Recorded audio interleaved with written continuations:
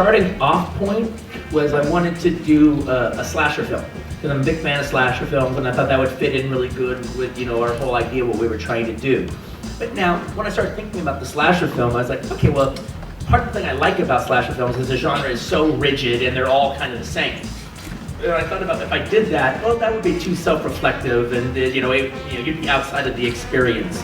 But I still like that genre. So what I tried to do is do a completely different thing, but use the structure that was used in a slasher film. You know, he's not a slasher, it's not using a knife or a hatchet or a machete, it's a car. But it kind of is structured, and especially in the first half, very similar to the way those films were.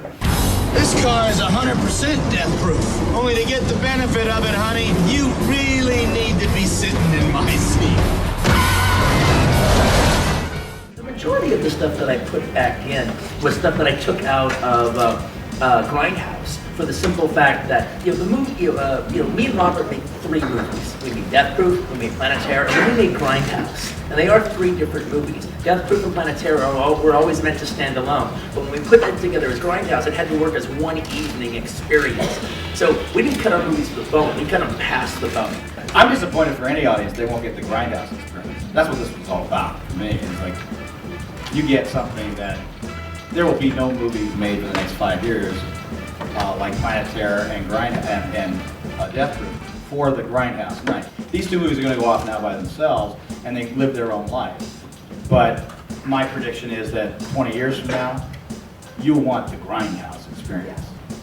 If you count the minutes, it actually hasn't changed drastically that much, but it's changed 180 degrees as far as the emotion of the thing. There's even something as simple as showing stuntman Mike is stalking the girls outside of the restaurant when they walk out. That he's been there the entire time. So you know he is stalking them. You know he's a villain. You know he's out to get them. And you still don't quite believe it. Do I frighten you? Is it my scar?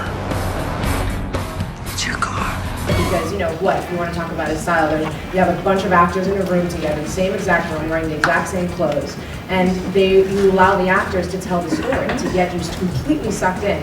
And that's what I think he's always done, even down to Thurman wearing black pants and a white shirt in Pulp Fiction. It's like there's not that, he doesn't use tricks or anything. You know, Zoe Bell is really on the hood of that car. There is, the movie magic that he's doing is that he's making your heart race. He's making you compelled and feel something about these characters and telling a beautiful story and sucking you into the magic of movie making. I don't even know who's going to be in the film because I have to write it first. It always starts with me, with the characters first. And then after, you know, it's all about the characters. When the character's done, then I have to find the right actors for the character. Whenever I cast an actor and tried to make them fit into the character, I always regretted it. It's always got to be the character first.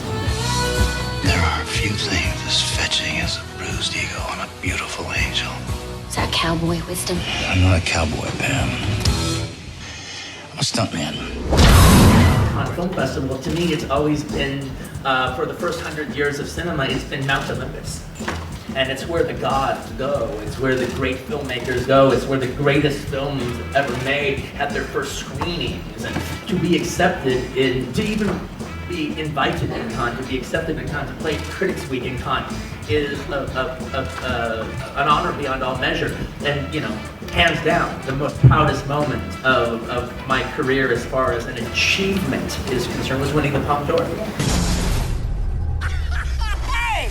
Ladies! That was fun!